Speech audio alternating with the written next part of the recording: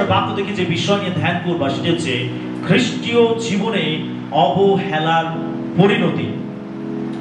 একটি সূক্ষ্ম কিন্তু বিপজ্জনক বাস্তবতা যা আমাদের জীবনে প্রবেশ করতে পারে, আধ্যাত্মিক অবহেলা। খুবই সূক্ষ্ম একটি বিষয় কিন্তু খুবই বিপজ্জনক। এই আধ্যাত্মিক অবহেলা বা এই আধ্যাত্মিক দুর্বলতা খুবই সূক্ষ্ম বিষয়। আমরা অনেক সময় এটাকে অত পাত্তা দিই না, আমরা অনেক সময় এটাকে অত গুরুত্ব দেই না। আমরা ভাবি ও ঠিক আছে, ও চলে যাচ্ছে, ঠিক আছে, এটাকে আমরা পরে ঠিক করে নেব। আমরা অনেক সময় এই আধ্যাত্মিক দুর্বলতাকে আমরা অবহেলা করি, আর এটা আমাদের আত্মিক জীবনে অনেক বড় বিপদ ডেকে নিয়ে আসে। এটি সর্বদা বিদ্রোহের একটি নাটকীয় কাজ নয়, বরং সত্যিকার অর্থে গুরুত্বপূর্ণ বিষয়গুলি থেকে ধীর ছলনাময় ভাবে এটাকে কি করে আমাদের জীবন থেকে এই আত্মিক যে শক্তি সেটাকে দূরে সরিয়ে দেয়। এটা কোনো বিদ্রোহ নয় যে আমরা ঈশ্বরের বাক্যের বিদ্রোহী করছি, আমরা ঈশ্বরের বাক্যের বিরুদ্ধে যাচ্ছি। এটা বলা যেতে পারে একটা ছলনাময় কাজ। আত্মিক জীবনে এটা একটা ছলনাময় কাজ। আমরা একটা ছল কষি, আধ্যাত্মিক ভাবে আমরা একটা ছল কষি। আমাদের আধ্যাত্মিক দুর্বলতা যখন আমাদের জীবনে স্থান পেতে আরম্ভ করে, তখন আমরা একটা আধ্যাত্মিক জীবনে একটা ছলনা করতে আরম্ভ করি। বাক্যের প্রতি অবহেলা, প্রার্থনার প্রতি অবহেলা, ঈশ্বরের মণ্ডলীর প্রতি অবহেলা, আমাদের আত্মিক জীবনে যে দায়িত্ব, যে কর্তব্য রয়েছে সেগুলোর প্রতি অবহেলা। আমরা ঈশ্বরের প্রতি বিদ্রোহ করি না, কিন্তু আমরা আধ্যাত্মিক ভাবে একটা ছল কষি আমরা, আর এটা আমাদের জীবনে আত্মিক পতন ডেকে নিয়ে আসতে পারে। আসুন আজকে আমরা শাস্ত্র থেকে এই বিষয়ে পরীক্ষা করি, যাতে ঈশ্বরের সাথে আমাদের পথ চলার কে অবহেলা করার যে পরিণতি যেন আমরা সে বিষয় বুঝতে পারি। আসুন আমরা প্রথম পয়েন্ট দেখি। আধ্যাত্মিক অবহেলা আমাদের ঈশ্বর থেকে দূরে সরিয়ে দেয়। আমরা যাকবের পত্র তার 4 অধ্যায় 8 পদ আমরা দেখি। ঈশ্বরের নিকটবর্তী হও, তাহাতে তিনিও তোমাদের নিকটবর্তী হইবে। হে পাপীগণ, হস্ত শুচি করো, হে দিমনা লোক সকল, হৃদয় বিশুদ্ধ করো। বাইবেল বলছে তোমরা ঈশ্বরের নিকটবর্তী হও, তাহাতে তিনিও তোমাদের নিকটবর্তী হইবেন। বাইবেল আমাদেরকে বলে ঈশ্বরের নিকটে আগিয়ে যেতে, ঈশ্বরের কাছে আগিয়ে যেতে। বাইবেল আমাদেরকে বলে যেন আমরা ঈশ্বরের কাছে আগিয়ে যাই। আর তারপরে বাইবেল বলছে তাহাতে তিনিও তোমাদের নিকটবর্তী হইবেন। তার মানে প্রথম যে পদক্ষেপ নিতে হবে সেটা আমাদেরকেই নিতে হবে। বাইবেল বলছে তোমরা ঈশ্বরের নিকটবর্তী হও, তাতে তিনিও তোমাদের নিকটবর্তী হইবেন। তার মানে ঈশ্বর প্রথমে পদক্ষেপ নেবেন না, ঈশ্বর প্রথমে আগিয়ে আসবেন না। বাইবেল আমাদেরকে বলছে যে আমরা যেন প্রথমে ঈশ্বরের কাছে আগিয়ে যাই, আর তাহলে ঈশ্বর আমাদের কাছে আগিয়ে আসবেন। ঈশ্বরের নিকটবর্তী যদি আমরা হই, তাহলেই ঈশ্বর আমাদের নিকটে আসবেন।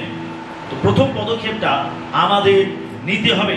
যখন আমরা ঈশ্বরের সাথে আমাদের সহভাগিতাকে অবহেলা করি, তখন আমরা তার থেকে দূরে সরে যাই।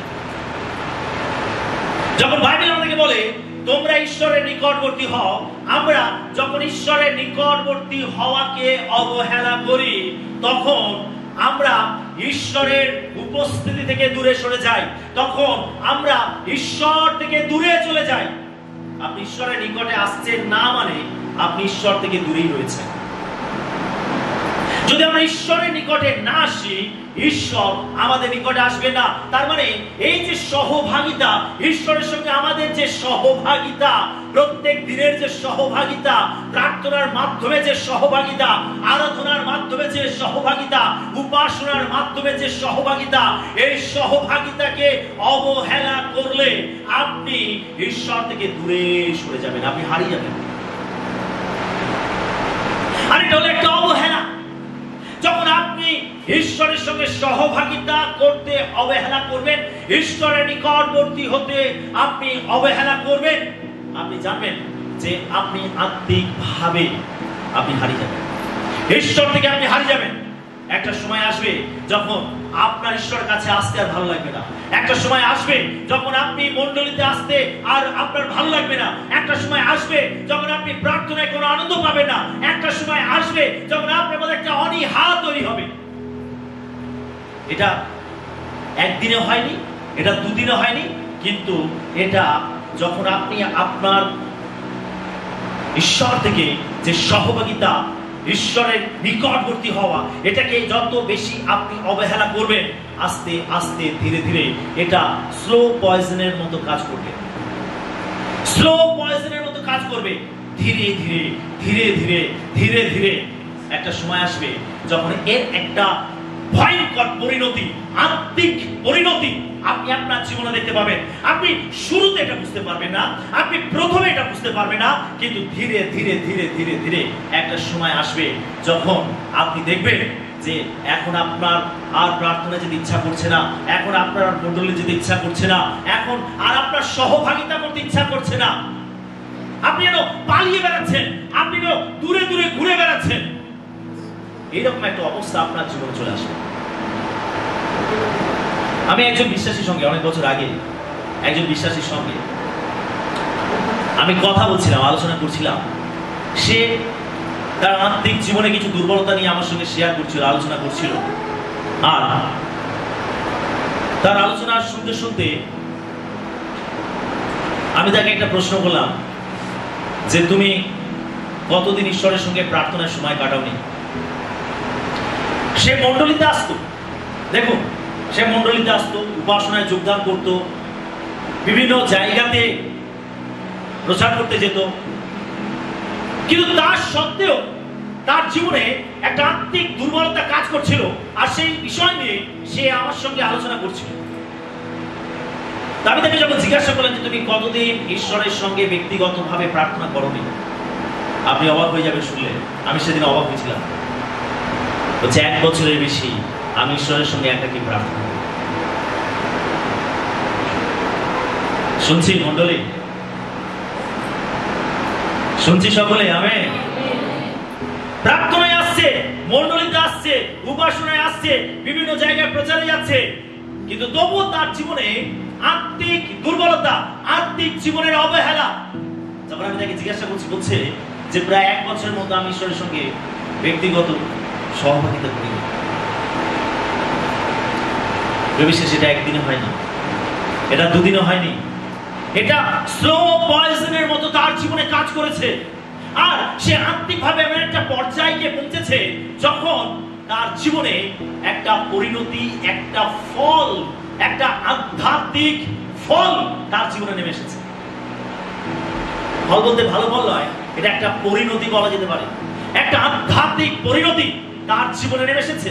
প্রিয় বিশ্বাসী, আমাদেরকে জানতে হবে যে এই স্লো পয়জন আমাদের জীবনে এমন ভাবে কাজ করতে থাকে যে আমরা ঈশ্বর থেকে হারিয়ে যাই।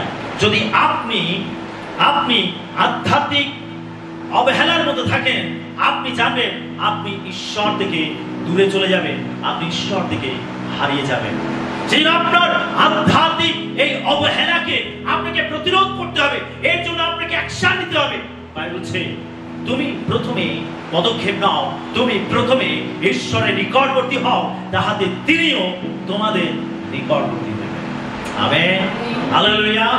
যদি আপনি দেখছেন আপনার আত্মিক জীবনে কোনো দুর্বলতা কাজ করছে, আপনার আত্মিক জীবনে কোনো শিথিলতা কাজ করছে, তাহলে আপনাকে প্রথমে ঈশ্বরের নিকটে আগিয়ে আসতে হবে, তাহলে ঈশ্বর আপনার নিকটে আসবেন।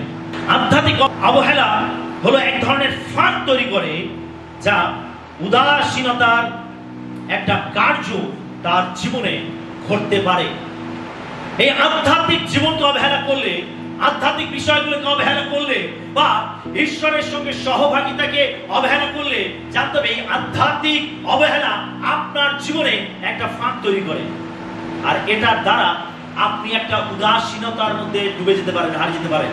উদাসীনতা বলতে আপনি কোনো কিছুতে প্রকৃত শান্তি অনুভব করবেন না, আপনি কোনো কিছুতে খুশি থাকতে পারবেন না। তার কারণ যেটা আপনার শান্তির উৎস, যেটা আপনার শক্তির উৎস, যেটা আপনার আনন্দের উৎস, সেই ঈশ্বর থেকে আপনি দূরে রয়েছেন। আর সেই জন্য আপনার জীবনে একটা উদাসীনতা কাজ করবে। আপনি প্রকৃত শান্তি, প্রকৃত আনন্দ থেকে আপনি অনেক দূরে চলে যাবেন, হারিয়ে ফেলবেন আপনি আপনার জীবনে। আর সেই জন্য আমাদের প্রত্যেককে বাইবেল বলছে ঈশ্বরের নিকটবর্তী হও। আমরা আধ্যাত্মিক অবহেলাকে আমরা কখনো স্থান দিতে পারি না আমাদের জীবনে। সেজন্য আপনার আধ্যাত্মিক অবহেলাকে প্রতিরোধ করতে গেলে আপনাকে ঈশ্বরের নিকটবর্তী হতে হবে। 2 নম্বর পয়েন্ট, প্রার্থনা অবহেলা আমাদের আধ্যাত্মিকভাবে দুর্বল করে। আমরা মতে লিখিত সুসমাচার তার 26-41 পদে, জাগিয়া থাকো ও প্রার্থনা করো, যেন পরীক্ষায় না পড়ো। আত্মা ইচ্ছুক বটে, কিন্তু মাংস দুর্বল।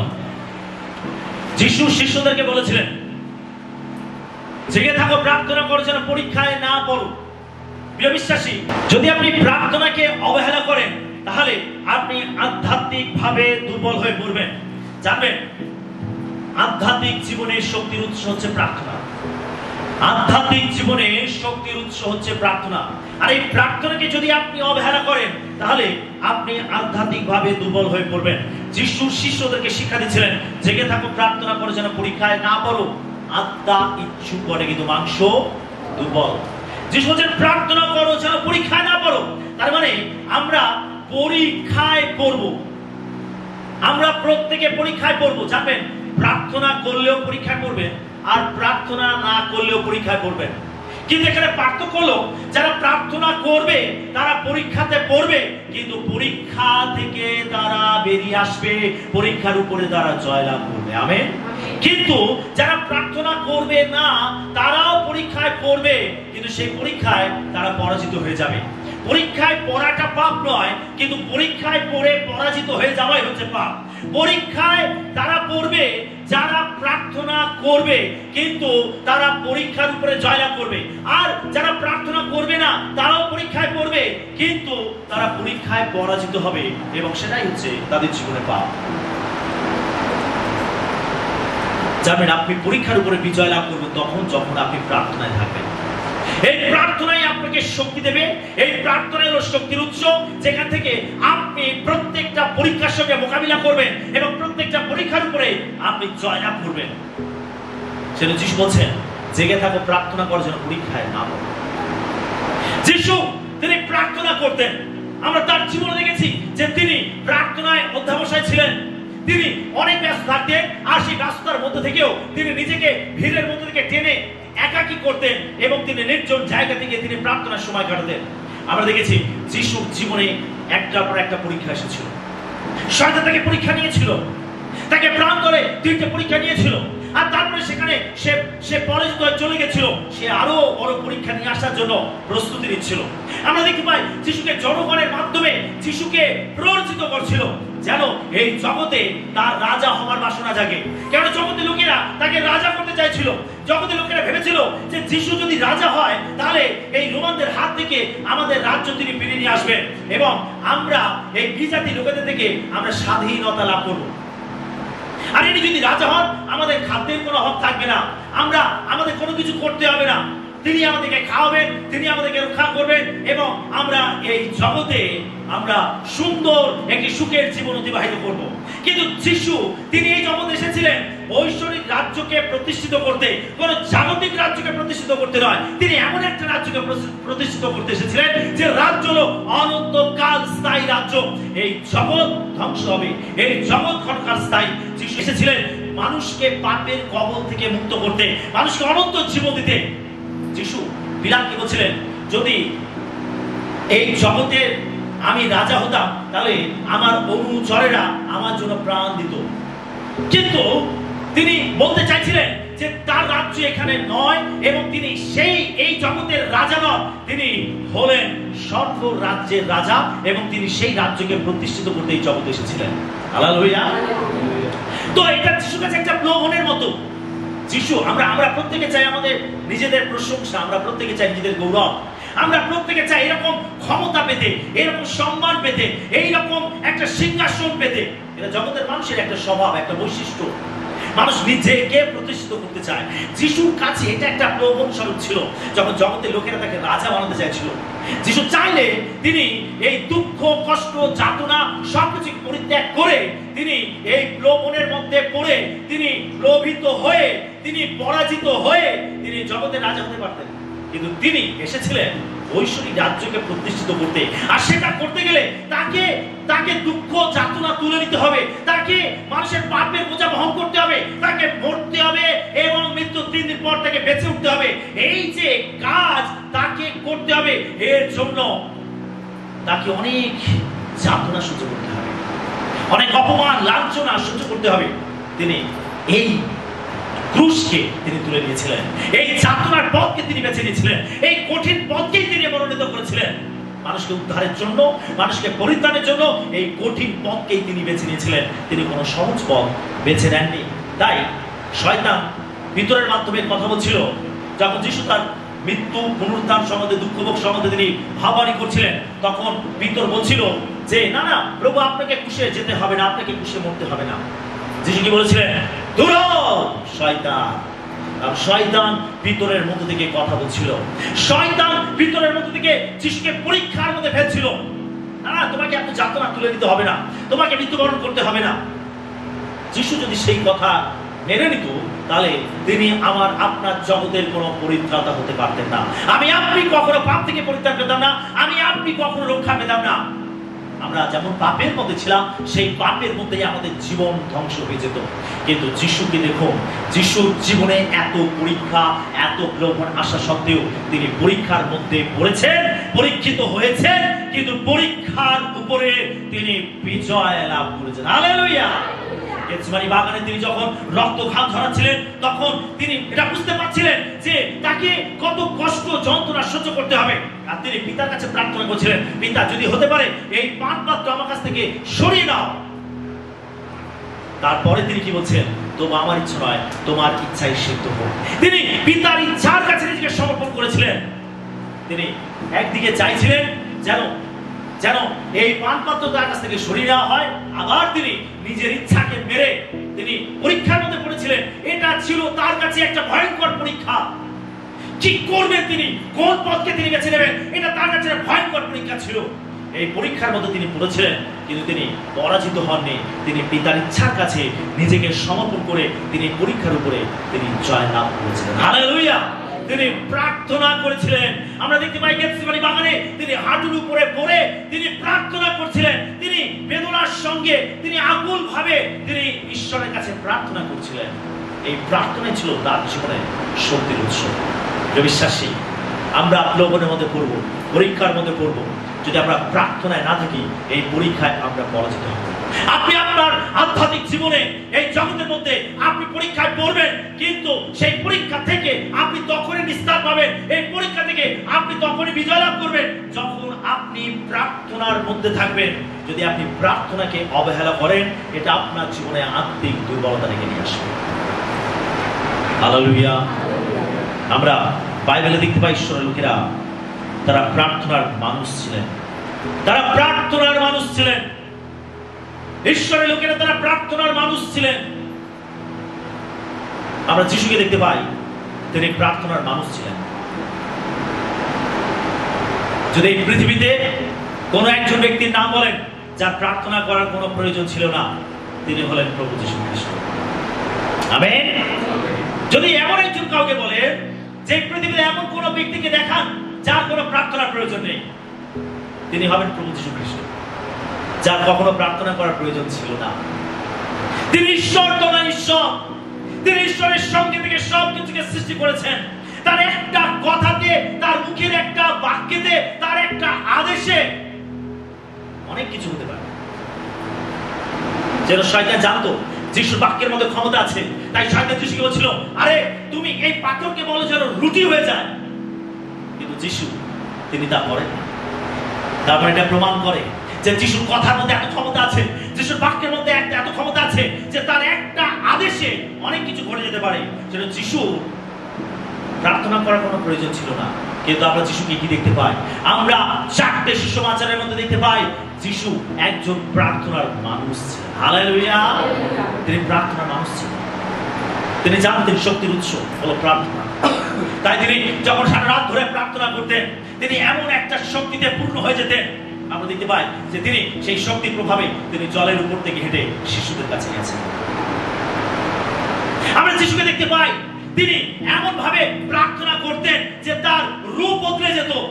আর সেই জন্য পিতর ভাবছিল, পিতর যখন সেই উজ্জ্বল রূপ দেখেছিল পর্বতের উপরে, যিশু প্রার্থনার মাধ্যমে তিনি যখন তার রূপকে পরিবর্তন করেছিলেন, তিনি যখন ঐশ্বরিক রূপকে ধারণ করেছিলেন, মসি এলিও তার দুদিকে এসে তার সামনে দাঁড়িয়ে তার সঙ্গে কথা বলছিল, আলোচনা করছিল। পিতর এই দৃশ্য থেকে অবাক হয়ে গেছিল, মোহিত হয়ে গেছিল। আর সেই জন্য পিতর যিশুকে বলছিল, প্রভু, আমরা এই পর্বতে 3টে ঘর বানাই, একটা আপনার জন্য, একটা মসির জন্য, একটা এলিয়ের জন্য। আমরা এখানে থাকবো, এখান থেকে আমরা নিচে নামবো না। এটা একটা চমৎকার জায়গা। তারা যিশুকে দেখেছিল যে প্রার্থনার মাধ্যমে যিশু কিভাবে অলৌকিক শক্তিতে ভরে যান, কিভাবে পূর্ণ হয়ে যান। আমরা দেখতে পাই যিশু পর্বত উপরে প্রার্থনা করে তিনি যখন নামছেন, আর নিচে একটা ভয়ঙ্কর ঘটনা ঘটছে। বাকি শিষ্যরা যারা নিচে ছিল, আর তাদের কাছে এক পিতা তার পুত্রকে নিয়ে এসেছিল যাকে দুষ্ট আত্মায় ধরেছিল। আর এই শিশুরা ব্যর্থ হয়েছিল, তারা সেই দুষ্ট আত্মার খবর থেকে সেই ছেলেটিকে মুক্ত করতে পারেনি। আর সেখানে একটা গোলযোগ ছিল। যিশু যখন পর্বত থেকে নামলেন, তিনি নেমে তিনি সেই ছেলেটির মধ্যে থেকে দুষ্ট আত্মাকে দূর করলেন এবং সেখানে অলৌকিক কাজ। এটা কিভাবে হয়েছিল? একদিকে শিষ্যরা যারা নিচে ছিল তারা ব্যর্থ হয়েছিল, তার কারণ তারা প্রার্থনার মধ্যে ছিল না। আর অন্যদিকে আমরা দেখতে পাই যিশু পর্বতের উপরে তিনি প্রার্থনায় রত ছিলেন। আর সেই জন্য তিনি যখন সেখানে নামলেন, তিনি যখন সেখানে পৌঁছালেন, তখন তিনি অলৌকিক কাজ করলেন। বিশ্বাসী, প্রার্থনা হলো শক্তির উৎস। যদি আপনি আপনার আধ্যাত্মিক জীবনে শক্তি পেতে চান, আধ্যাত্মিক জীবনে যদি আপনি আরো বেশি ঈশ্বরের আশীর্বাদ লাভ করতে চান, যদি আপনার জীবনের প্রত্যেকটা পরীক্ষার উপরে বিজয় লাভ করতে চান, তাহলে আপনি কখনো প্রার্থনাকে অবহেলা করতে পারেন না। আপনাকে একজন প্রার্থনার মানুষ হতে হবে। আমরা পেরেন্ট দেখতে পাই তিনি একজন প্রার্থনার মানুষ ছিলেন। আমরা যদি ফিলিপ্পিয়দের 1:4 পড়ি, সেখানে লেখা আছে, আমি পড়ে দিচ্ছি।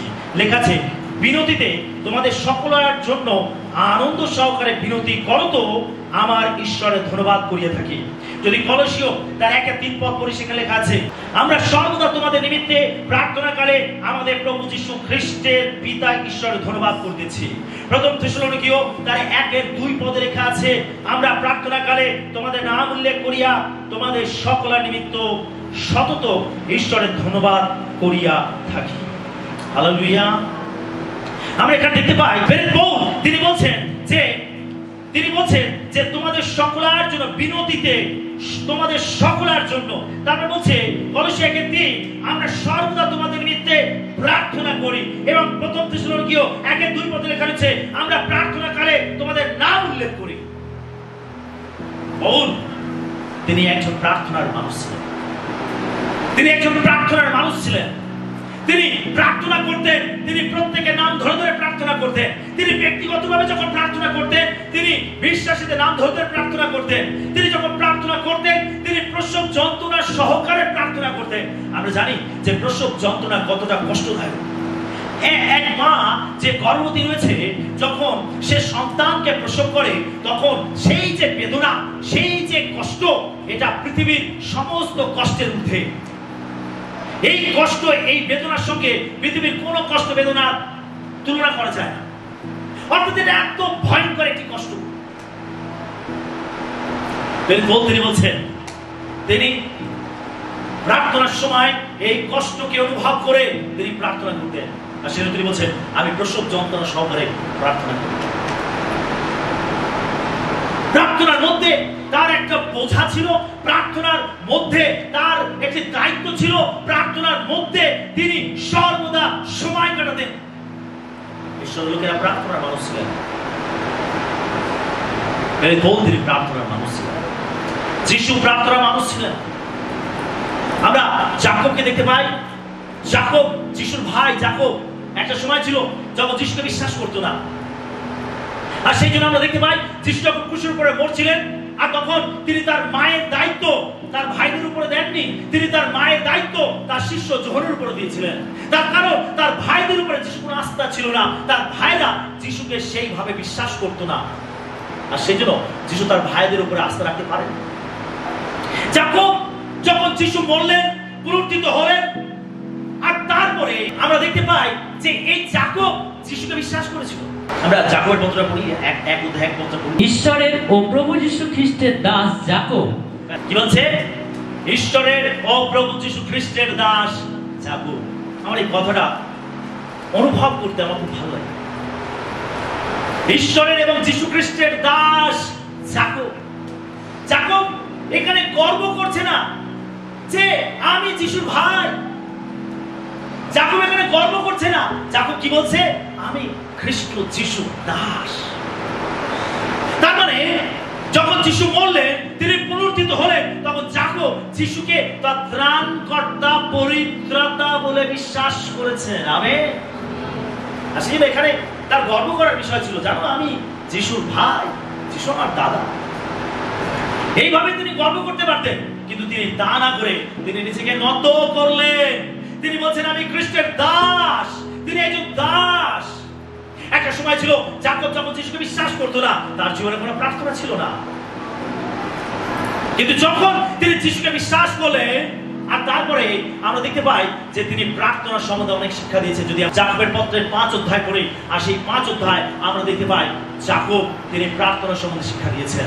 আমরা যদি যাকব তার 1-5 পদ পড়ি, সেখানেও জ্ঞানের অভাবের জন্য প্রার্থনা করতে বলেছেন। আমরা যাকব তার 5 অধ্যায় দেখতে পাই যে তিনি প্রার্থনার সম্বন্ধে শিক্ষা দিয়েছেন। তিনি বলছেন কেউ কি প্রফুল্ল আছে সে গান করুক, কেউ কি দুঃখের মধ্যে আছে সে প্রার্থনা করুক। তারপর তিনি সেখানে প্রার্থনার সম্বন্ধে শিক্ষা দিয়েছেন। আমরা বাইবেলের ইতিহাস পড়ে জানতে পারি যে যাকব তিনি এত বেশি প্রার্থনা করতেন, তাকে উটের হাঁটু বলা হতো। কি বলা হতো তাকে? উটের হাঁটু। উট মরুভূমিতে চলাফেরা করে, উট হলো মরুভূমির জাহাজ।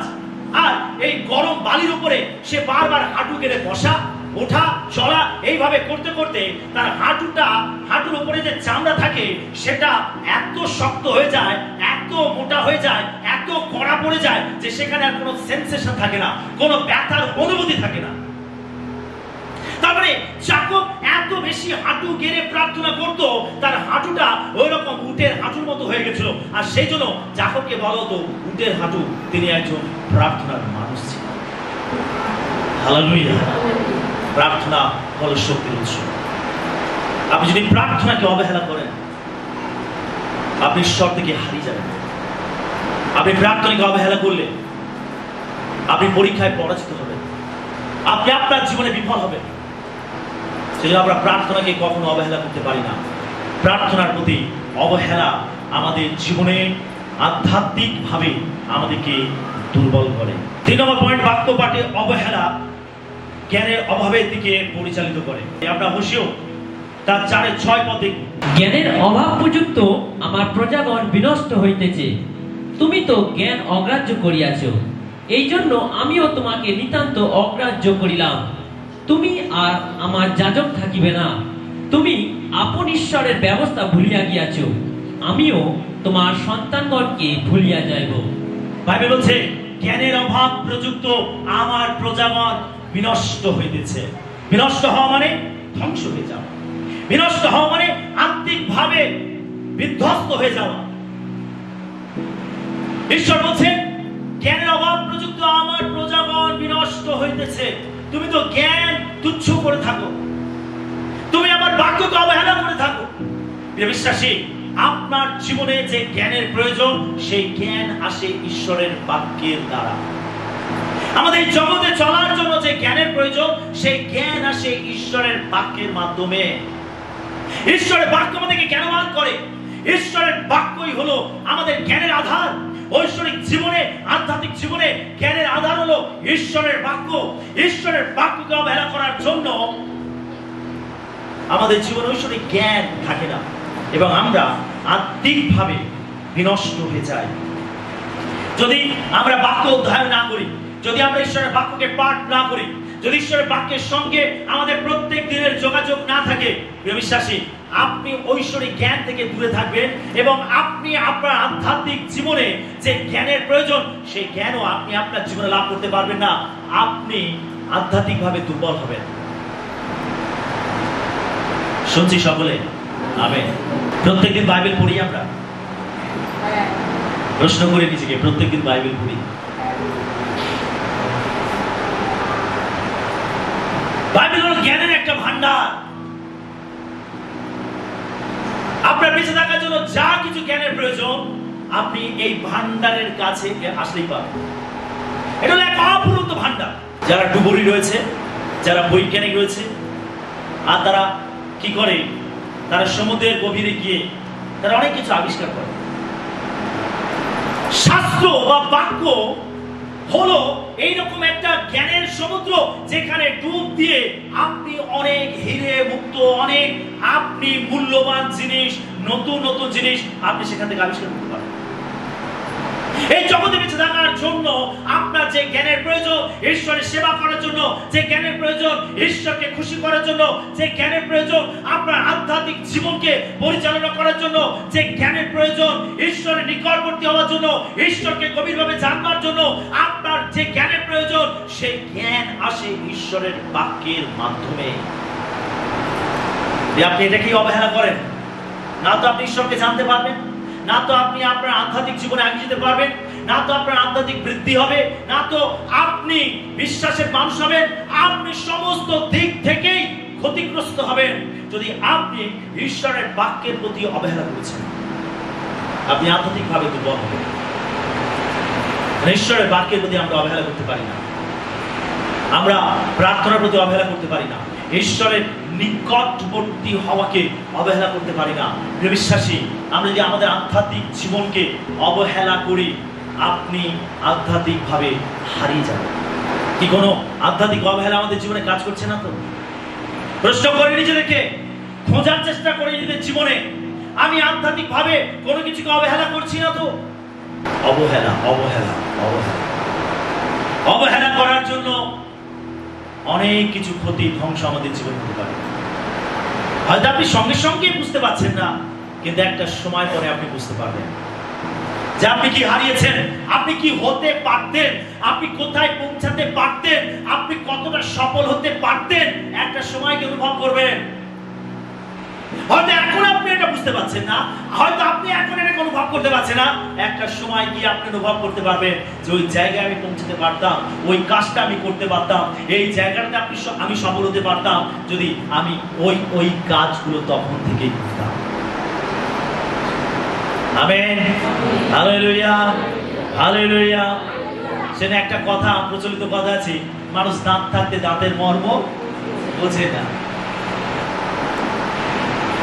সাধারণ প্রচলিত কথা আছে, মানুষ দাঁত থাকতে দাঁতের মর্ম বোঝে না। যখন আপনার কাছে সময় আছে, সুযোগ আছে, আপনার শক্তি আছে, আপনি যদি তখন এটাকে না বোঝেন, একটা সময় গিয়ে আপনি নিজেকে কষবেন, নিজেকে ধিক্কার জানাবেন যে হায়, আমি কেন ওই জায়গাগুলোকে নেগলেক্ট করেছি, কেন আমি অবহেলা করেছি। আপনি আপনার আধ্যাত্মিক জীবনে কোনো কিছুকে অবহেলা করতে পারেন না। Amen, hallelujah. 4 নম্বর পয়েন্ট, খ্রিস্টীয় সেবার অবহেলা মণ্ডলীর বৃদ্ধিকে বাধাগ্রস্ত করে। আমরা প্রথম করিন্থীয় তার 15:58 পদ দেখি। অতএব হে আমার প্রিয় ভাতৃগণ, সুস্থির হও, নিশ্চল হও, প্রভুর কার্যে সর্বদা উপচিয়া পড়ো, কেননা তোমরা জানো যে প্রভুতে তোমাদের পরিশ্রম নিষ্ফল নয়। প্রত্যেক খ্রিস্ট বিশ্বাসীর একটি লক্ষ্য থাকে, আমাদের সেই লক্ষ্যকে কখনো অবহেলা করা উচিত নয়। আমাদের সেবাকে অবহেলা করা তার মানে মণ্ডলীকে বৃদ্ধি পেতে বাধা দেওয়া।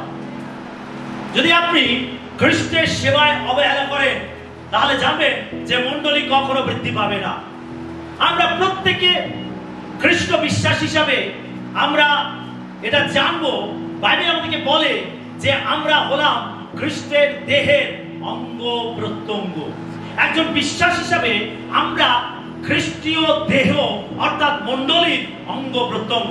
একটা দেহের মধ্যে যেমন অনেক অঙ্গ প্রত্যঙ্গ আছে এবং প্রত্যেকটা অঙ্গ প্রত্যঙ্গের বিভিন্ন বিভিন্ন ফাংশন আছে, বিভিন্ন বিভিন্ন কাজ আছে। হাতের কাজ আলাদা, পায়ের কাজ আলাদা, চোখের কাজ আলাদা, মুখের কাজ আলাদা, কানের কাজ আলাদা। প্রত্যেকটা অঙ্গ প্রত্যঙ্গের প্রত্যেকের কাজ আলাদা, প্রত্যেকে একই কাজ করে না। পা আমাদের দেহটাকে বহন করে নিয়ে যায় এক জায়গা থেকে আরেক জায়গায়।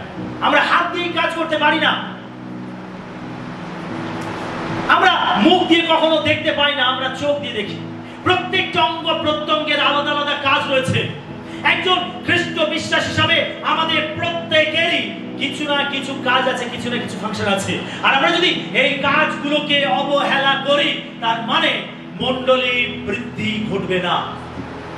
শুনছি সকলে? হালেলুয়া। আপনি হয়তো ভাবছেন, আরে আমি তো একজন সাধারণ বিশ্বাসী, আরে আমি তো অতি সামান্য একজন বিশ্বাসী, আমি আর কি করব, আমার আর কি করার আছে? আপনি জেনে রাখুন, প্রত্যেক বিশ্বাসী হলো খ্রিস্টীয় দেহের অঙ্গ প্রত্যঙ্গ এবং তাদের কিছু না কিছু কাজ আছে। আমেন। আমরা অনেক সময় ভাবি, আরে শুধু যিনি পাস্টার রয়েছেন তিনি প্রচার করবেন না। প্রিয় বিশ্বাসী, এখানেই মণ্ডলীর কাজ শেষ নয়। শুধু এটার উপরে ডিপেন্ড করে মণ্ডলী বৃদ্ধি পায় না। মণ্ডলীকে বৃদ্ধি করতে গেলে আমাদের প্রত্যেকেরই কিছু না কিছু কাজ রয়েছে, দায়িত্ব রয়েছে। শুনছি সকলে? আপনি একজন বিশ্বাসী রূপে, একজন ঈশ্বরের সন্তান রূপে আপনি খ্রিস্টীয় দেহের অঙ্গ প্রত্যঙ্গ, আর সেই জন্য আপনার কিছু না কিছু কাজ আছে, কিছু না কিছু দায়িত্ব আছে। আর যখন আমরা প্রত্যেকে নিষ্ঠার সঙ্গে সেই দায়িত্বকে পালন করি, স্বেচ্ছায় ভালোবেসে সেই দায়িত্বগুলোকে পালন করি, সেই কাজগুলো আমরা করি, বাইবেল বলছে তোমাদের পরিশ্রম বিফলে যাবে না, নিষ্ফল নয়। প্রভুতে তোমাদের পরিশ্রম নিষ্ফল নয়। আপনি প্রভুর জন্য যা কিছু পরিশ্রম করবেন ওটা নিষ্ফল হবে না। আপনার প্রত্যেকটা পরিশ্রম জানেন ঈশ্বরের রাজ্যকে বৃদ্ধি করবে। যেন আপনি একজন খ্রিস্ট বিশ্বাস হিসাবে আপনি কখনো ঈশ্বরের সেবার জন্য আপনি অবহেলা করতে পারেন না। আপনার সেবা কাজকে আপনি অবহেলা করতে পারেন না। প্রত্যেকটি কাজই হলো সেবা। মণ্ডলীর মধ্যে যে কাজ রয়েছে প্রত্যেকটা কাজই হলো সেবা। যে বাজনা বাজাচ্ছে সেটা হচ্ছে একটি সেবা, যে আরাধনা করছে সেটা হচ্ছে সেবা, যে প্রার্থনা করছে সেটা হচ্ছে একটি সেবা, যে লোকেদের বসবার জায়গা করে দিচ্ছে সেটা হলো একটি সেবা, যে জায়গা পরিষ্কার করছে সেটা হলো একটি সেবা, যে ফোনের মাধ্যমে লোকেদের সঙ্গে কন্ট্যাক্ট করছে সেটাও হচ্ছে একটি সেবা, যে রাস্তায় সুসমাচার দিচ্ছে সেটা হচ্ছে একটি সেবা, যে লোকেদের কাছে সাক্ষ্য দিচ্ছে সেটা হচ্ছে একটি সেবা। ঈশ্বরের রাজ্যে প্রত্যেকটা কাজই হলো সেবা। আর এই কাজগুলো যখন আমরা ঠিকভাবে করি তখন এই মণ্ডলী বৃদ্ধি পায়। আমেন। আমাদের প্রত্যেকের কিছু না কিছু ফাংশন আছে, দায়িত্ব রয়েছে। আপনি দান, উপহার, দর্শক অংশ দেন, এটা হচ্ছে সেবা। আপনি ঈশ্বরের রাজ্যের জন্য যে কাজটাই করেন সেটা হচ্ছে সেবা। যখন আপনার গৃহতে আপনি লোকেদেরকে আহ্বান করেন, গৃহমণ্ডলী করেন, এটা হচ্ছে সেবা। ঈশ্বরের রাজ্যে অনেক কাজ রয়েছে, ঈশ্বরের রাজ্য অনেক বড়, আর সেই রাজ্যে অনেক কাজ রয়েছে, আর সেই কাজ করার জন্য অনেক কর্মীর প্রয়োজন আছে। আর আমরা প্রত্যেকে হলাম সেই রাজ্যের কর্মী। আমেন। আপনি নিজেকে একজন কর্মী হিসাবে দেখুন। শুধু একজন বিশ্বাস হিসাবে ভেবে নিজেকে একটা জায়গার মধ্যে সীমাবদ্ধ করে রাখবেন না। আপনি নিজেকে এইভাবে দেখুন, আমি একজন শ্রমিক, আমি একজন সেবক, আমি একজন কর্মী। আপনি নিজেকে এইভাবে দেখুন। যদি এইভাবে আমরা দেখি তাহলে আমাদের চিন্তা ভাবনাটাই বদলে যাবে। যখন আমরা এইভাবে চিন্তা ভাবনা করব তখন ঈশ্বর আমাদেরকে অন্যভাবে ব্যবহার করবেন। তিনি আমাদেরকে উপযোগী করে তুলবেন তার সেবার জন্য, তার রাজ্যের জন্য। যখন আপনার জীবনে সেবা করার মনোভাব থাকবে, আপনি নিজেকে যখন এইভাবে দেখবেন, তখন আপনার জীবনকে ঈশ্বর ব্যবহার করবেন। হালেলুয়া। সেজন্য আমরা কখনো খ্রিস্টীয় সেবায় অবহেলা করতে পারি না। এই অবহেলা আপনার আত্মিক জীবনে পতন ডেকে নিয়ে আসতে পারে। যেন ঈশ্বরের জন্য কিভাবে পরিশ্রম করা যায়, ঈশ্বরের জন্য কিভাবে কাজ করা যায়, আপনাকে তার চেষ্টা করতে হবে। শুধু খাওয়া পড়া নিয়ে এটা আপনার জীবন নয়। এই জন্য প্রভু আপনাকে ডাকেননি ও আমার সংসার ভালো আছে, আমার ছেলে মেয়ে সুন্দর আছে, তাদের পড়াশোনা ভালো হচ্ছে, আমার চাকরি বাকরি ভালো চলছে, আরে আমি ব্যবসায় ভালো সফল হচ্ছি, আরে এই বেশ আমার জীবনটা কেটে যাচ্ছে। শুধু এইগুলোর জন্য ঈশ্বর আপনাকে মনোনীত করেনি, এগুলোর জন্য যিশু নিজের জীবন দেননি। শুধু এগুলোই হলো আমাদের লক্ষ্য, এটার জন্য প্রভু আমাদের ডাকেননি। প্রভু ডেকেছেন এগুলোর সঙ্গে সঙ্গে যেন আমরা ঈশ্বরের রাজ্যকে আমাদের জীবনে প্রায়োরিটি দিতে পারি। আমেন। এখানে জীবন শেষ নয়, শুধু খাওয়া পড়াতে আমাদের জীবন শেষ নয়। যেন যিশু কি বলছেন, মনুষ্য কেবল রুটিতে বাঁচিবে না। এখানে রুটি বলতে কি বোঝায়? এখানে রুটি বলতে বোঝায় আপনার অর্থ, রুটি বলতে বোঝায় আপনার স্বাস্থ্য, রুটি বলতে বোঝায় এই জগতের সম্পদ, রুটি বলতে বোঝায় এই জগতের সুখ স্বাচ্ছন্দ্য আমোদ প্রমোদ, এইগুলোকে বোঝায়। যিশু বলছেন এটাতেই শুধু মানুষ বাঁচবে না। রাজ আপনি দেখুন, এমন অনেক ধনবান ব্যক্তি রয়েছে যাদের কোনো কিছুর ঘাটতি নেই, অভাব নেই, কিন্তু তাদের জীবনের প্রকৃত শান্তি নেই, প্রকৃত আনন্দ।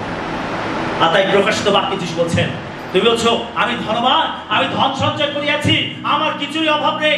যিশু বলছেন তুমি মূর্খ, তুমি উলঙ্গ, তুমি কৃপার পাত্র, তোমার কিছুই নেই। হালেলুয়া। এই জগতের অনেক আশীর্বাদ হয়তো আপনার আছে, কিন্তু যদি আপনার জীবনে যিশু না থাকে আপনার ওগুলো কোনো কাজে আসবে না। আপনি টাকা পয়সা ধন সম্পত্তির স্বর্গে যেতে পারবেন না, ওইগুলো এই জগতের মধ্যেই সীমাবদ্ধ থাকবে। তাই ইয়োব বলেছিল আমি উলঙ্গ এসেছি, আমি উলঙ্গই ফিরে যাব। আমরা খালি হাতে এসেছি, আমরা খালি হাতেই ফিরে যাব। প্রিয় বিশ্বাসী, এই জগতের টাকা পয়সা ধন সম্পদ আমরা কোনো কিছু সঙ্গে করে নিয়ে যেতে পারবো না, এটাই প্রকৃত জীবন আমাদেরকে দিতে পারে না। সেই জন্য যিশু বলছেন যে মানুষ কেবল রুটিতে বাঁচবে না। আমাদের যেটা বাঁচি রাখে ঈশ্বরের বাক্য, আমাদের যেটা বাঁচি রাখে আসলে ঈশ্বরের অনুগ্রহ, এটাই আমাদের প্রকৃত জীবন দিতে পারে। আর তাই একজন বিশ্বাস হিসাবে আমাদের প্রত্যেকে ঈশ্বরের সেবা করার মনোভাব রাখতে হবে। জোরে আমেন বলতে পারি? 5 নম্বর পয়েন্ট, বিশ্বাসের অবহেলা আমাদের আধ্যাত্মিক দুর্বলতার দিকে নিয়ে যায়।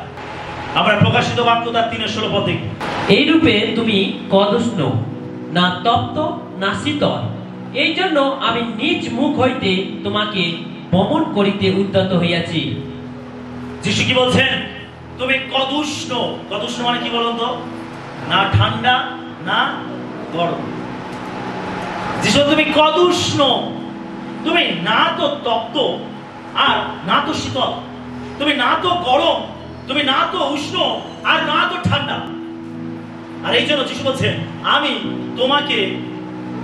আমি বমি করতে উদ্যত আছি। যিশু বলছেন আমি নিজ মুখ হইতে তোমাকে বমন করতে উদ্যত আছি, আমি তোমাকে বমি করতে উদ্যত আছি।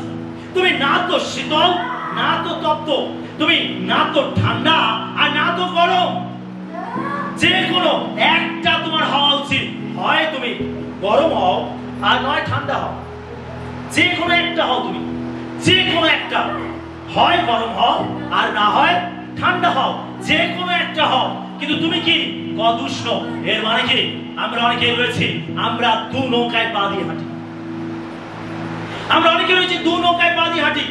আমি পাপেও থাকবো আর প্রভুতেও থাকবো, আমি জগতের মধ্যে থাকবো আবার মণ্ডলীর মধ্যেও থাকবো, আমি প্রতিমা পূজাও করবো আর ঈশ্বরকেও ডাকবো, আমি ব্যভিচারের মধ্যে থাকবো আবার প্রার্থনা করবো।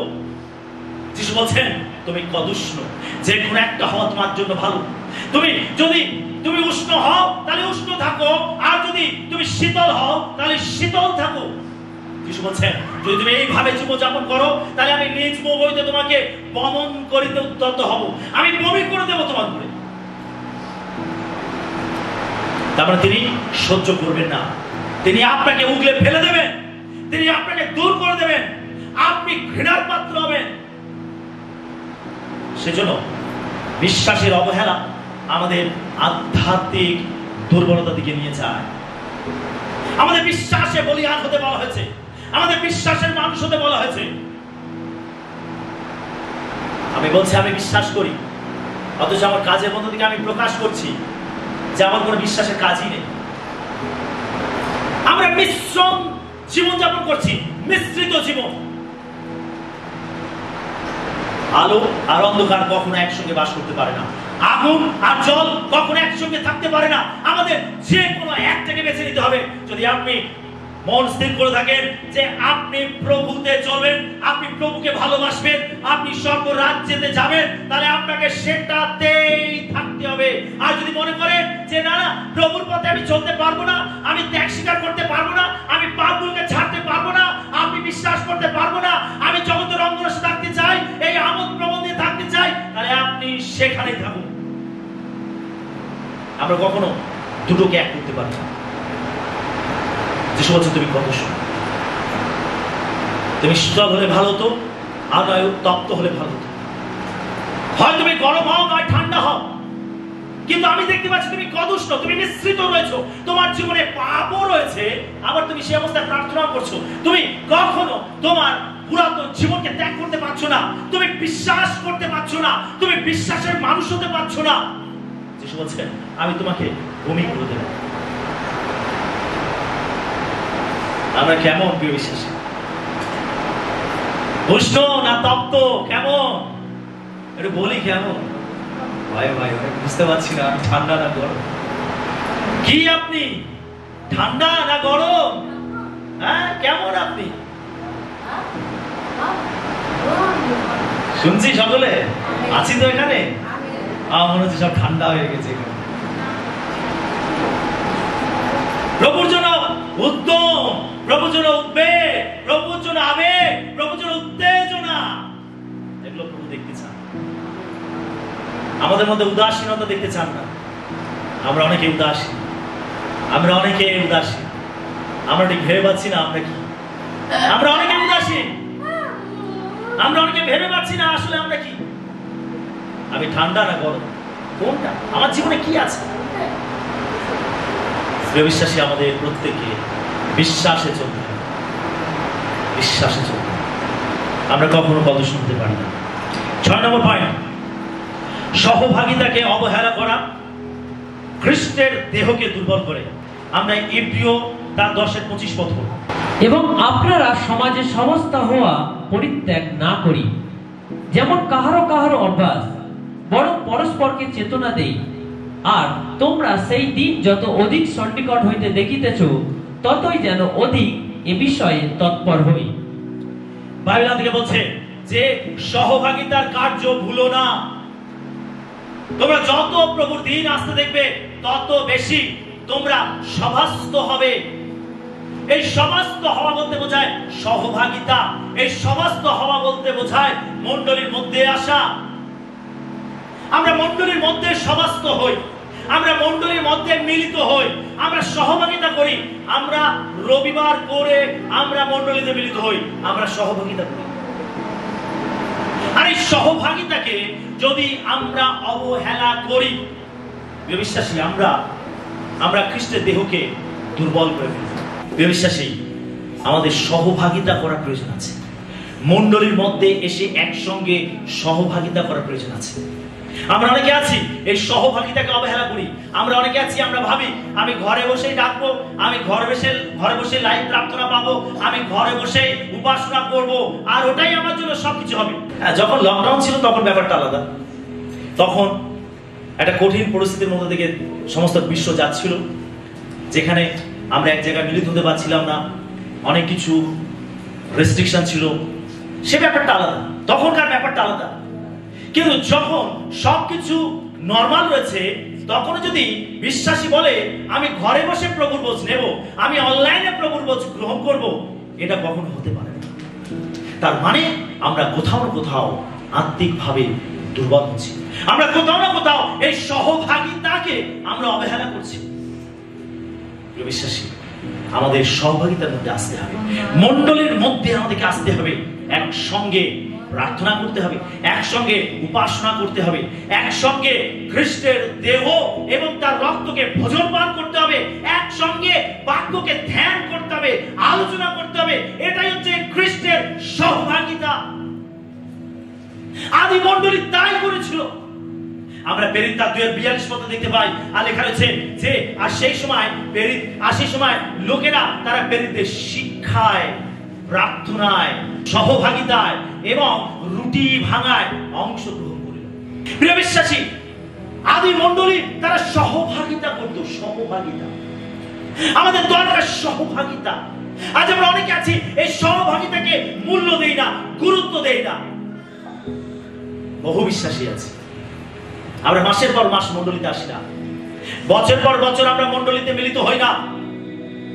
আর এটা খুবই দুঃখজনক ঘটনা একজন বিশ্বাসীর জীবনে।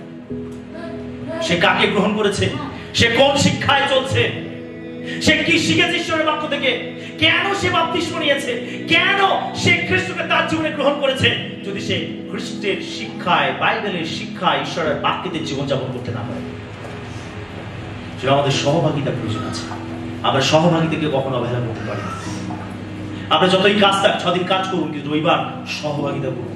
সহভাগিতা করার জন্য যেন আপনার হৃদয় ছটফট করে, আপনার হৃদয় যেন আকাঙ্ক্ষা থাকে,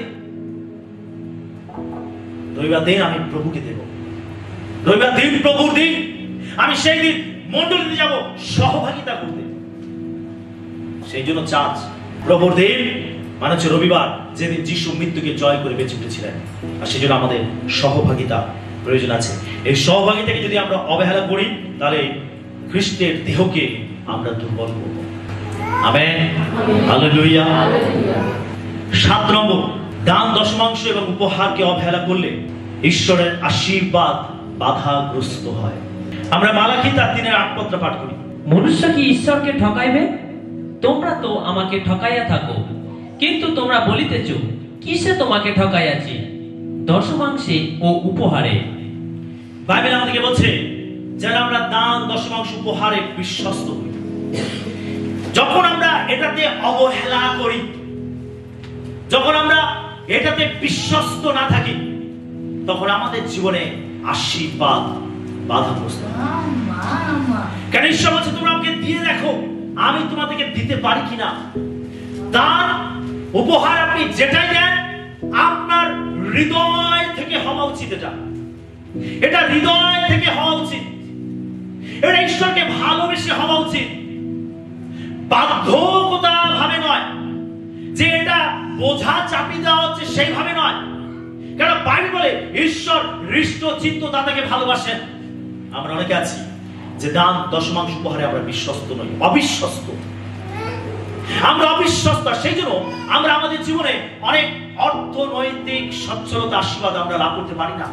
এই জগতে বেঁচে থাকার জন্য যেটা প্রয়োজন আমরা সেটা ঈশ্বরের কাছ থেকে পাই না। তার কারণ আমরা ঈশ্বরকে ঠকাই।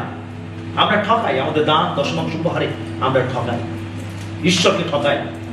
ঈশ্বর বলছেন যে তোমরা আমাকে ঠকিয়ে থাকো। কিসে? দান, দশমাংশ, উপহারে আমাকে ঠকিয়ে থাকো।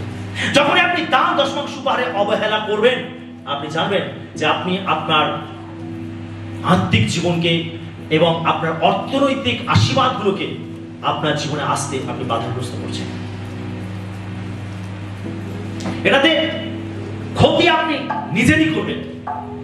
আমরা ঈশ্বরকে দেওয়ার মাধ্যমে আমরা ঈশ্বরের আশীর্বাদ লাভ করি। এই সময় তুমি আমাকে দিয়ে রাখ, আমি তোমাকে দিতে পারি কিনা। যখন আমরা ঈশ্বরকে দেই, তখন ঈশ্বর আমাদেরকে ফিরিয়ে দেন। হালেলুয়া। প্রিয় বিশ্বাসী, আমরা যখন ঈশ্বরকে দেই, এটা ঠিক একটা বীজ বপন করার মতো। আপনি যখন বীজ বপন করেন, সঙ্গে সঙ্গে রাতারাতির মধ্যে সেই বীজটা থেকে অঙ্কুরিত একটা গাছ তৈরি হয় না, তারপরে তিনি ফল দিতে আরম্ভ করে না। তাই হয় কি না? চাষি যখন মাঠে শস্য ফলায়, তখন তাকে একটা সময় পর্যন্ত ধৈর্য ধরতে হয়। জেনে রাখুন যে বীজ আপনি বপন করেন, সেটা একদিন আপনার জীবনে ফল দেবে। যদি আপনি প্রভুর জন্য কিছু করছেন, প্রভুর জন্য যদি আপনি দিচ্ছেন, আপনি জেনে রাখুন আপনি একটা বীজ বপন করছেন, যেটা আগামী দিনে আপনি সেখান থেকে ফল, শস্য, আশীর্বাদ, অনুগ্রহ ঈশ্বরের কাছ থেকে লাভ করবেন। এটা হবেই, এটা হবে। ঈশ্বর তার প্রতিজ্ঞায় করেছেন, এটা হবে। সেজন্য দান, দশমাংশ, উপহারে আমরা অনেকে অবিশ্বস্ত। যারা অবিশ্বস্ত তারা অর্থনৈতিক আশীর্বাদ থেকে বঞ্চিত হয়। যারা এটাকে অবহেলা করবে, তারা তাদের জীবনে অর্থনৈতিক সচ্ছলতা, আশীর্বাদ থেকে বঞ্চিত হবে। সেই জন্য দান, দশমাংশ, উপহারে ঈশ্বর চান যেন আমরা বিশ্বস্ত হই, যেন আমরা এটাকে কখনো অবহেলা না করি। অনেকে রয়েছেন দান দেন কিরকম জানেন? যখন উপাসনা শেষে যখন দান কালেকশন করা হয়, দানের পরে আমরা যখন দানটাকে আমরা কাউন্ট করি, সেটাকে গুছাই, এমন এমন ভাবে বিশ্বাসীরা দান দেয়, সত্যি কষ্ট লাগে দেখলে। দানটাকে দেবে দুমড়ে মুচড়ে অফারিং ব্যাগের মধ্যে রাখে। সব থেকে ছেঁড়া ফাটা যেটা অচল সেটা অফারিং ব্যাগের মধ্যে রাখে। আর সেই জন্য তারা ঈশ্বর আশীর্বাদ থেকে বঞ্চিত। জেনে রাখুন, ঈশ্বর আমাদের হৃদয় দেখেন, আমাদের হৃদয় দেখেন। আপনি কি দিচ্ছেন, কতটা দিচ্ছেন, ওটা ঈশ্বরের কাছে গুরুত্ব নয়, কি হৃদয় নিয়ে দিচ্ছেন সেটা ঈশ্বর দেখেন। সেই জন্য দান দশমাংশ উপহারের ক্ষেত্রে আমাদের একটু যত্নশীল হওয়া প্রয়োজন আছে, আমাদের আগে থেকে প্রিপারেশন নেওয়া প্রয়োজন আছে। আমি মণ্ডলীতে যাচ্ছি, উপাসনায় যাচ্ছি, প্রার্থনায় যাচ্ছি, আমি আজকে ঈশ্বরের জন্য এই উপহারটা রাখবো, আমি আগে থেকে প্রস্তুতি নেব, আমি আগে থেকে সুন্দর করে সেটাকে গুছাবো, আমি সব থেকে ভালোটা, পরিষ্কার পরিচ্ছন্ন টাকাটাই আমি রাখবো, সব থেকে ভালো জিনিসটাই আমি প্রভুকে দেব। এই নয় যেটা অচল, যেটা জগতে চলছে না, ছেঁড়া ফাটা ফুটো নোংরা, আমি সেটা অফারিং ব্যাগে রাখবো না। ঈশ্বর কিন্তু দেখেন এটা শ্রেষ্ঠটা, ভালোটা আমরা যেন ঈশ্বরের কাছে রাখি। ঈশ্বর তো শ্রেষ্ঠটা দিয়েছেন, তার একমাত্র পুত্রকে আমাদের জন্য দান করেছেন। কিন্তু যখন আমাদের দেবার পাল আসে, যখন আমাদের দেবার বিষয় আসে, তখন আমরা কেন সব থেকে অচল, সব থেকে ঘৃণ্য, সব থেকে খারাপ কাম ঈশ্বরকে দেই? এটা আমাদের হৃদয়কে চিহ্নিত করে, আমাদের কেমন হৃদয়, আমাদের হৃদয়ের অবস্থাকে চিহ্নিত করে। ঈশ্বরের প্রতি আমাদের ভালোবাসা থাকে, বিশ্বাস থাকে, ভক্তি থাকে, অবশ্যই এই দান দশমাংশ উপহারে আমাদের বিশ্বস্ত হওয়া উচিত এবং যত্নশীল হওয়া উচিত। যদি আমরা এটাকে অবহেলা করি, আমরা অর্থনৈতিকভাবে আমরা ক্ষতিগ্রস্ত হব। Amen, hallelujah. 8 নম্বর বিষয়, প্রতিশ্রুতির অবহেলা আধ্যাত্মিক ভণ্ডামির দিকে পরিচালিত করে। আমরা মথি 15:8 পদ দেখব। এই লোকেরা ওষ্ঠাধারে আমার সমাদর করে, কিন্তু ইহাদের অন্তঃকরণ আমা হইতে দূরে থাকে। প্রতিশ্রুতির প্রতি অবহেলা, দেখুন এটা আধ্যাত্মিকভাবে ভণ্ডামির দিকে পরিচালিত করে। প্রতিশ্রুতি, প্রতিজ্ঞা, প্রতিজ্ঞা আমরা যেটা মুখে বলি, প্রতিজ্ঞা। আমরা যখন প্রভুকে বিশ্বাস করি, গ্রহণ করি, আমরা অনেক প্রতিজ্ঞা করি। যখন আমরা মণ্ডলীর মধ্যে দাঁড়িয়ে সবার সামনে সাক্ষ্য দেই, সেই সময় আমরা আবেগে বসে অনেক প্রতিশ্রুতি করে ফেলি, প্রতিজ্ঞা করে ফেলি। বিশ্বাসী, যে প্রতিশ্রুতি আপনি করেন, যে প্রতিজ্ঞা আপনি করেন, সেই প্রতিজ্ঞা, সেই প্রতিশ্রুতি আপনার মনে রাখা উচিত এবং সেই মতো কাজ করা উচিত। আমরা অনেক অনেক বড় বড় কথা বলে ফেলি আবেগে বসে, আমি এটা করবো, এটা করবো, সেইটা করবো, আর এটা থেকে আমি দূরে থাকবো, আর সেইটা করবো না। আমরা অনেক কিছু প্রতিশ্রুতি করি, প্রতিজ্ঞা করি, কিন্তু দেখা যায় যত দিন যায়, সময় যায়, দেখা যায় সেই প্রতিশ্রুতি থেকে, সেই প্রতিজ্ঞা থেকে আমরা দূরে সরে যাই। আর এটা আমাদের ভণ্ডামির দিকে পরিচালিত করে। আমি মুখে বলছি এক আর কাজে করছি আর এক, এটা একটা ভণ্ডামি। আমার কথার সঙ্গে যদি কাজের মিল না থাকে, তাহলে আমি হব একজন ভণ্ডামি, একজন ভণ্ড। আমাদের কথার সঙ্গে কাজের মিল থাকতে হবে। একজন বিশ্বাসী, সে তার কথা এবং কাজের মিল রাখবে। সে মুখে বলবে এক আর কাজে করবে আরেক। যিশু তিনি যেটা শিক্ষা দিতেন, তিনি সেটা উপরে করে পালন করতেন। তিনি শিক্ষা দিয়েছেন ক্ষমা করতে, তিনি ক্ষমা করেছেন। তিনি বলেছেন এককালে চর মারলে আরেককালে ফিরিয়ে দেবে, যিশু তাই করে দেখিয়েছেন।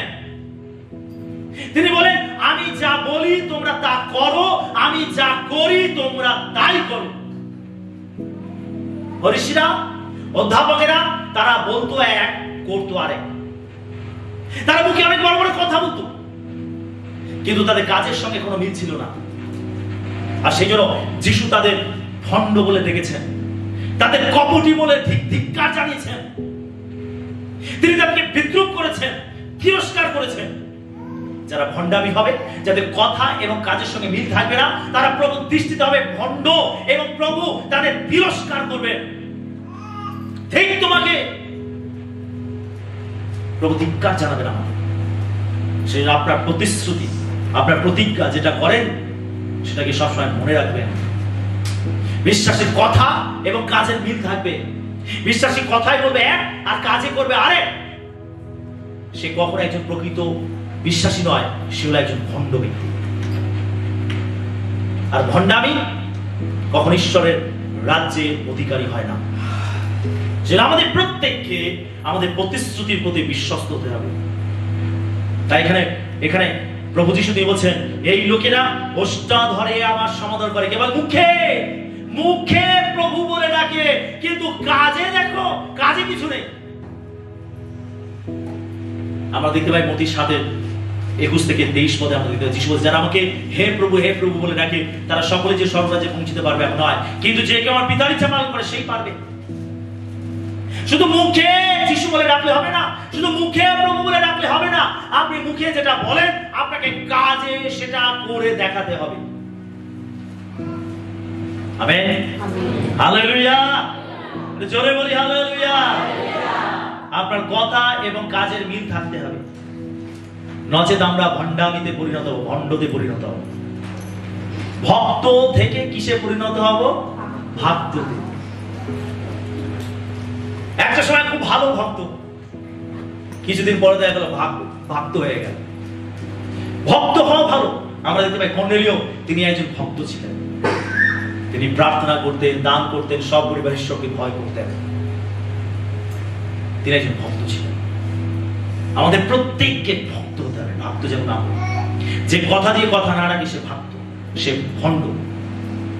আমরা যা কথা দেব, যে প্রতিশ্রুতি করব, যেন সেটাকে আমরা পালন করি, পূরণ করি। আমেন।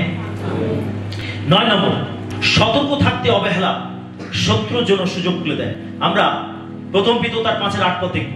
তোমরা প্রবুদ্ধ হও, জাগিয়া থাকো, তোমাদের বিপক্ষ দিয়াবল গর্জনকারী সিংহের ন্যায় কাকে গ্রাস করিবে তার অন্বেষণ করিয়া বেড়াইতেছে। যদি আমরা সতর্ক না থাকি তাহলে শত্রুর জন্য সুযোগ খুলে যাবে। যিশু বলছেন, তোমরা প্রবুদ্ধ হও, জাগিয়ে থাকো, তোমাদের বিপক্ষ দিয়াবল গর্জনকারী সিংহের ন্যায় কাকে গ্রাস করবে তার অন্বেষণ করে বেড়াচ্ছে। যদি আপনি সতর্ক না থাকেন, জেগে না থাকেন, সজাগ না থাকেন, তাহলে শত্রু সহজেই আপনাকে পরাজিত করবে। আমাদেরকে সতর্ক থাকতে বলেছে। যদি আপনি জেগে না থাকেন তাহলে চোর এসে চুরি করবে। যদি আপনি সতর্ক না থাকেন তাহলে শত্রু আপনাকে সহজে আক্রমণ করবে। সেটা আমাদেরকে সবসময় সতর্ক থাকতে বলা আছে। সতর্ক থাকুন, আপনার আধ্যাত্মিক জীবনে সতর্ক থাকুন, আপনি প্রার্থনায় সতর্ক থাকুন, বাক্য পাঠে সতর্ক থাকুন, আপনি সহভাগিতায় সতর্ক থাকুন, আপনি আপনার আত্মিক জীবনে সর্বক্ষেত্রে সতর্ক থাকুন। কেন একজন আপনার প্রতি দৃষ্টি রেখেছে, সে তো শয়তান। সে ওঁত পেতে বসে আছে আপনাকে স্বীকার করার জন্য, আপনাকে ধরার জন্য, আপনাকে ঈশ্বর থেকে দূরে নিয়ে যাওয়ার জন্য। শয়তান সে ওঁত পেতে বসে আছে। এটা আপনাকে সতর্ক থাকতে হবে। যদি আপনি সতর্ক না থাকেন শয়তান আপনাকে ধরে নেবে। আমেন। সেটা আমাদের সতর্ক থাকতে, অবহেলা করলে আমরা শত্রুর জন্য সুযোগ খুলে দেব। তাই আমরা যেন শত্রুকে সুযোগ না দিই, শয়তানকে যেন সুযোগ করে না দিই। আমাদের জীবনের প্রত্যেকটা ক্ষেত্র যেন আমরা সব সময় ঈশ্বরের বাক্যতে পরিচালিত করি, তাহলেই আমরা সতর্ক থাকতে পারব। শেষ পয়েন্ট 10 নম্বর, পরিত্রাণে অবহেলা চিরন্তন নিন্দা নিয়ে আসে। আমরা ইব্রিয় 2:3 পদ দেখব। তবে এমন মহৎ এই পরিত্রাণ অবহেলা করিলে আমরা কি প্রকারে রক্ষা পাইব? ইহা তো প্রথমে প্রভুর দ্বারা কথিত ও যাহারা শুনিয়াছিল তাহাদের দ্বারা আমাদের নিকটে দৃঢ়কৃত হইল। ঈশ্বরের সব থেকে বড় আশীর্বাদ আমাদের জীবনে আসলে হচ্ছে পরিত্রাণ। ঈশ্বরের সব থেকে বড় আশীর্বাদ হলো আমাদের জীবনে পরিত্রাণ। পরিত্রাণকে যদি আমরা অবহেলা করি, বিশ্বাসী, পরিত্রাণকে অবহেলা করলে আমরা চিরন্তন নিন্দার পাত্র হব। পরিত্রাণকে আমরা কখনো অবহেলা করতে পারি না। ঈশ্বরের সব থেকে বড় আশীর্বাদ হলো পরিত্রাণ। আমাদেরকে পরিত্রাণ দেওয়া, আমাদের পাপের ক্ষমা দেওয়া, আমাদেরকে অনন্ত জীবনের অধিকারী করা, এটা ঈশ্বরের সব থেকে বড় অনুগ্রহ দান। ও আমার এই রোগটা ভালো হয়ে গেছে, ভালো। আরে আমার এই সমস্যাটা দূর হয়ে গেছে, ভালো। আমার এই প্রয়োজনটা মিটে গেছে, ভালো। কিন্তু জেনে রাখুন, ঈশ্বরের সব থেকে বড় আশীর্বাদ হলো আমাদের জীবনে তার দেওয়া পরিত্রাণ। আর এই পরিত্রাণকে আমরা যেন কখনো অবহেলা না করি। অনেকে রয়েছে তারা প্রার্থনায় আসে, উপাসনায় আসে কেবল আশীর্বাদ দিতে, সুস্থতা দিতে, সমস্যার সমাধান পেতে, কিন্তু তারা যিশুকে গ্রহণ করতে আসে না, তারা পরিত্রাণকে লাভ করতে আসে না। তারা আসে কেবল জাগতিক আশীর্বাদ দিতে। তারা জাগতিক আশীর্বাদ পেল, কিন্তু জেনে রাখবেন এই জাগতিক আশীর্বাদ জগতের মধ্যে সীমাবদ্ধ থাকবে, এটা কখনো স্বর্গরাজ্যে নিয়ে যাবে না। কিন্তু যারা পরিত্রাণকে গ্রহণ করবে, এটাই জগতের মধ্যে সীমাবদ্ধ থাকবে না, এটা অনন্ত জীবনে নিয়ে যাবে। হালেলুয়া। সেটা আমাদের সবসময় পরিত্রাণকে ধরে রাখতে হবে, পরিত্রাণকে প্রায়োরিটি দিতে হবে। পরিত্রাণকে আমরা যদি কখনো অবহেলা না করি, তাহলে ঈশ্বরের কাছে আমরা নিন্দার পাত্র হব। শেষ দিন, শেষ বিচারে প্রভু যখন আমাদের বিচার করবেন, তখন যারা পরিত্রাণকে অবহেলা করেছে, প্রভু তাদের সমস্ত বিশ্বের মানুষের সামনে তাদেরকে নিন্দা করবেন। আমরা সুযোগ পেয়েছি, আমরা অবহেলা করেছি, আমরা যিশুকে গ্রহণ করিনি। সমস্যা এসেছে, রোগ পীড়া এসেছে, আমরা সুসমাচার পেয়েছি, মণ্ডলীর মধ্যে এসেছি, আমরা কেবল যিশুর আশীর্বাদ নিতে এসেছি, আরোগ্যতা নিতে এসেছি, সমস্যার সমাধান পেতে এসেছি, কিন্তু আমরা যিশুকে গ্রহণ করতে আসিনি। এরকম একটা কথা আছে, যিশুর কম্বল গরম, যিশুর বুলগা ভালো, যিশুর শিক্ষা ভালো, কিন্তু যিশু ভালো। যিশুর কম্বল গরম, বলি যিশুর কম্বল গরম, যিশুর বুলগা ভালো, যিশুর শিক্ষা ভালো, কিন্তু যিশু ভালো। ভালো। অনেকে রয়েছে যারা খ্রিস্টান স্কুল খুঁজবে, খ্রিস্টান মিশনারি খুঁজবে তাদের ছেলে মেয়েদেরকে পড়াশোনা করানোর জন্য, কিন্তু তারা যিশুকে গ্রহণ করবে না। কোথায় খ্রিস্টান মিশনারিরা ভালো জামা কাপড় দিচ্ছে, সেখানে গিয়ে লাইন দেবে, যিশুর কম্বল গরম। কোথায় ফ্রিতে মণ্ডলীতে মিশনারিতে খাবার দাবার দেওয়া হচ্ছে, সেখানে অনেকে গিয়ে ভিড় করবে, যিশুর বুলগা কি ভালো, পেট ভরে যায়। তো যিশুর শিক্ষা ভালো, যিশুর কম্বল গরম, যিশুর বুলগা ভালো, যিশু ভালো। আমরা যিশুকে চাই না, কেবল যিশুর কম্বল চাই, যিশুর শিক্ষা চাই, যিশুর বুলগা চাই, যিশুকে চাই না। অনেকে মণ্ডলীর মধ্যে আসে কেবল ঈশ্বর আশীর্বাদ পেতে, কিন্তু পরিত্রাণকে গ্রহণ করতে আসে না, তারা খ্রিস্টকে গ্রহণ করতে আসে না, তারা আসে কেবল খ্রিস্টের আশীর্বাদকে গ্রহণ করতে, খ্রিস্টের কাছ থেকে ভালো ভালো জিনিস নিতে, কিন্তু তারা কখনো খ্রিস্টকে গ্রহণ করে না। আর সেই জন্য তারা ঈশ্বরের কাছে চিরন্তন নিন্দার পাত্র হবে। একদিন তাদের জবাবদিহি করতে হবে। তোমার জীবনে সুযোগ এসেছিল, তুমি তো আমাকে গ্রহণ করনি। তোমার কাছে সুযোগ এসেছিল, কিন্তু তুমি তো পরিত্রাণকে গ্রহণ করনি, তুমি তো অবহেলা করেছো, তুমি তো সেটাকে তোমার জীবন থেকে দূর করেছো, তুমি সেটাকে বিশ্বাস করনি, তুমি সেটাকে গ্রহণ করনি। সেটা খ্রিস্ট সেদিনে বলবেন, আমি তোমাকে চিনি না, দূর হও, একে অনন্ত অগ্নিকুণ্ডের মধ্যে নিক্ষেপ করো। সেদিনে আপনি ধিক্কার জানাবেন নিজেকে, সেদিনে আপনি বিলাপ করবেন, ক্রন্দন করবেন, হায় হায় আমি কি ভুল করেছি, আমি কেন যিশুকে গ্রহণ করিনি। আজকে দেখুন অনেকেই বিভিন্ন চার্চ, বিভিন্ন স্কুল কলেজ অ্যাটাক করছে, ভেঙে ফেলছে সেগুলো। অথচ দেখুন সেখানেই তাদের ছেলেমেয়েরা পড়াশোনা করছে, বড় হচ্ছে, আর চারিদিকে এরকম তাড়না ঘটছে। বিশ্বাসী, যদি আমরা পরিত্রাণকে অবহেলা করি, আমরা ঈশ্বরের কাছ থেকে নিন্দার পাত্র হব। সেটা পরিত্রাণকে আমরা যেন অবহেলা না করি। যে পরিত্রাণ বিনামূল্যে দেওয়া হয়েছে, এটাকে কেউ কিনতে পারে না। এটা বিনামূল্যে দিয়েছেন ঈশ্বর, আমাদেরকে ভালোবেসে দিয়েছেন, এটা তার দেওয়া একটা উপহার। এর জন্য আমাদেরকে কিছু করতে হয়নি, এর জন্য ঈশ্বরই সবকিছু করেছেন তার পুত্রের মাধ্যমে। সেটাই পরিত্রাণকে যদি আমরা অবহেলা করি, তাহলে এটা আমাদের জীবনে এক ভয়ঙ্কর পরিণতি ডেকে নিয়ে আসবে। তাই আমরা যেন পরিত্রাণকে ভালোবাসি, পরিত্রাণকে ধরে রাখি এবং পরিত্রাণে যেন আমরা জীবনযাপন করি, তবেই আমরা শেষ দিনে ঈশ্বরের কাছ থেকে প্রশংসা পাবো। তুমি আমাকে অবহেলা করনি, তুমি আমাকে পরিত্যাগ করোনি, বরং তুমি আমাকে গ্রহণ করেছো, বিশ্বাস করেছো, তুমি আমার বাকিদের জীবন যাপন করেছো। যাও, তোমার জন্য যে অনন্তকালীন রাজ্যকে আমি প্রস্তুত করেছি, সেই রাজ্যের অংশীদার হও, তুমি আমার বিশ্বস্ত সন্তান। হালেলুয়া। এবং সেদিন এইভাবে প্রশংসা করবেন।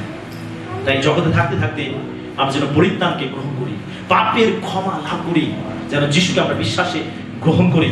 তো প্রিয় বিশ্বাসী, আধ্যাত্মিক অবহেলা একটি সূক্ষ্ম বিষয়, কিন্তু মারাত্মক শত্রু। তাই আমরা যেন আধ্যাত্মিক অবহেলা যেন আমরা না করি। আমেন। তাই আসলে আমরা শাস্ত্রের এই সতর্ক বাণীগুলিতে মনোযোগ দেই এবং আমরা সতর্ক হই, ভক্তি এবং ভালোবাসার সাথে আমরা ঈশ্বরের সঙ্গে আমরা সক্রিয় একটা রিলেশন, একটা সম্পর্ক আমরা তৈরি করি, যারা আমরা কখনো আধ্যাত্মিক অবহেলার শিকার না হই। আমেন। হালেলুয়া।